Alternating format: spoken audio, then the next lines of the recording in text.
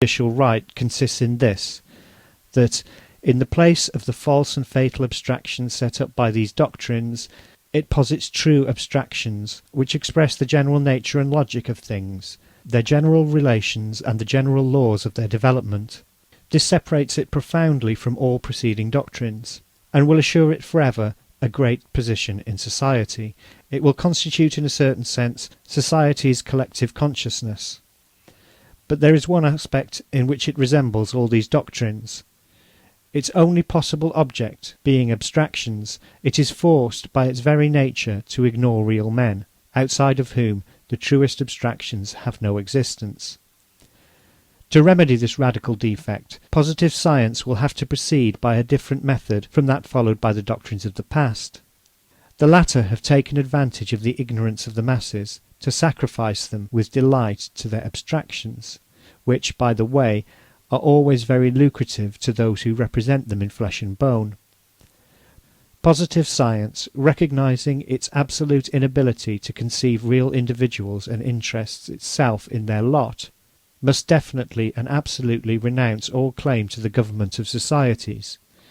For if it should meddle therein, it would only sacrifice continually the living men whom it ignores to the abstractions which constitute the sole object of its legitimate preoccupations. The true science of history, for instance, does not yet exist. Scarcely do we begin today to catch a glimpse of its extremely complicated conditions. But suppose it were definitely developed, what could it give us? It would exhibit a faithful and rational picture of the natural development of the general conditions, material and ideal, economical, political and social, religious, philosophical, aesthetic and scientific, of the societies which have a history. But this universal picture of human civilizations, however detailed it might be, would never show anything beyond general and consequently abstract estimates. The milliards of individuals who have furnished the living and suffering materials of this history, at once triumphant and dismal, triumphant by its general results, dismal by the immense hecatomb of human victims crushed under its ear, those milliards of obscure individuals without whom none of the great abstract results of history would have been obtained, and who, bear in mind, have never benefited by any of these results, will find no place, not even the slightest, in our annals. They have lived and been sacrificed, crushed for the good of abstract humanity, that is all. Shall we blame the science of history? That would be unjust and ridiculous. Individuals cannot be grasped by thought, by reflection, or even by human speech, which is capable of expressing abstractions only. They cannot be grasped in the present day any more than in the past. Therefore, social science itself, the science of the future, will necessarily continue to ignore them. All that we have a right to demand of it is that it shall point us with faithful and sure hand to the general causes of individual suffering. Among these causes it will not forget the immolation and subordination, still too frequent, alas, of living individuals to abstract generalities, at the same time showing us the general conditions necessary to the real emancipation of the individuals living in society. That is its mission. Those are its limits, beyond which the action of social science can only be impotent and fatal. Beyond those limits being the doctrinaire and governmental pretensions of its licensed representatives, its priests. It is time to have done with all popes and priests. We want them no longer, even if they call themselves social democrats. Once more, the sole mission of science is to light the road. Only life, delivered from all its governmental and doctrinaire barriers and given full liberty of action, can create. How to solve this antinomy? On the one hand, science is indispensable to the rational organisation of society. On the other, being incapable of interesting itself in that which is real and living, it must not interfere with the real or practical organisation of society. This contradiction can be solved only in one way, by the liquidation of science as a moral being existing outside the life of all, and represented by a body of breveted savants. It must spread among the masses. Science, being called upon to henceforth represent society's collective consciousness, must really become the property of everybody. Thereby, without losing anything of its universal character, of which it can never divest itself without ceasing to be science, and while continuing to concern itself exclusively with general causes, the conditions and fixed relations of individuals and things, it will become one in fact with the immediate and real life of all individuals.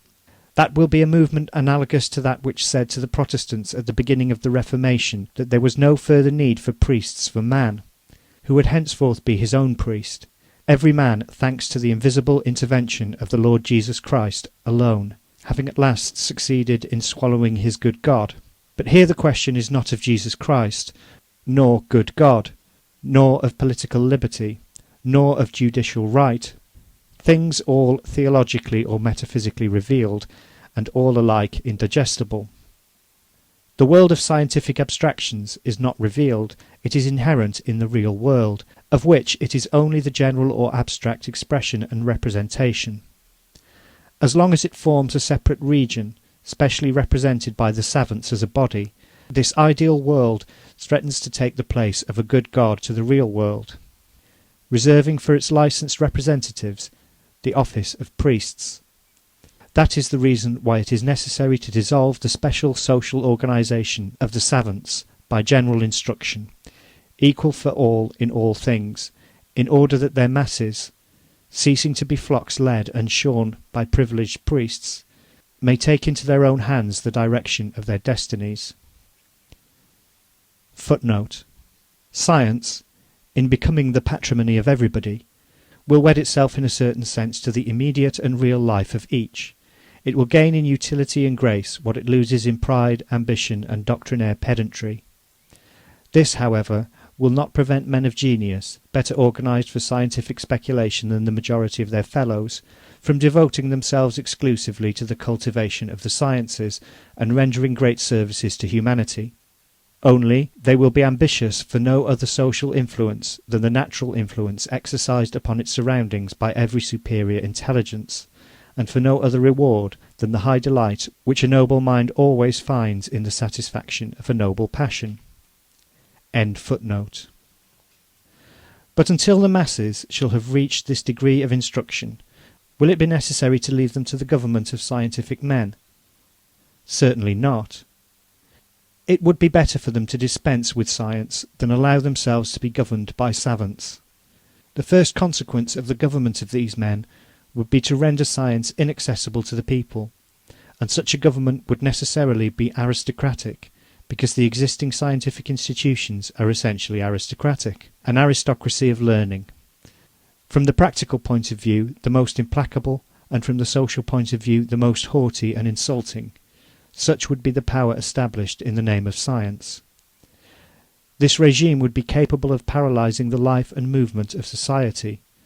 The savants, always presumptuous, ever self-sufficient and ever impotent, would desire to meddle with everything, and the sources of life would dry up under the breath of their abstractions.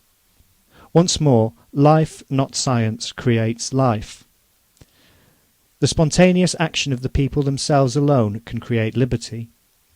Undoubtedly, it would be a very fortunate thing if science could, from this day forth, illuminate the spontaneous march of the people towards their emancipation. But better an absence of light than a false and feeble light, kindled only to mislead those who follow it. After all, the people will not lack light. Not in vain have they traversed a long historic career, and paid for their errors by centuries of misery. The practical summary of their painful experiences constitutes a sort of traditional science, which in certain respects is worth as much as theoretical science. Last of all, a portion of the youth,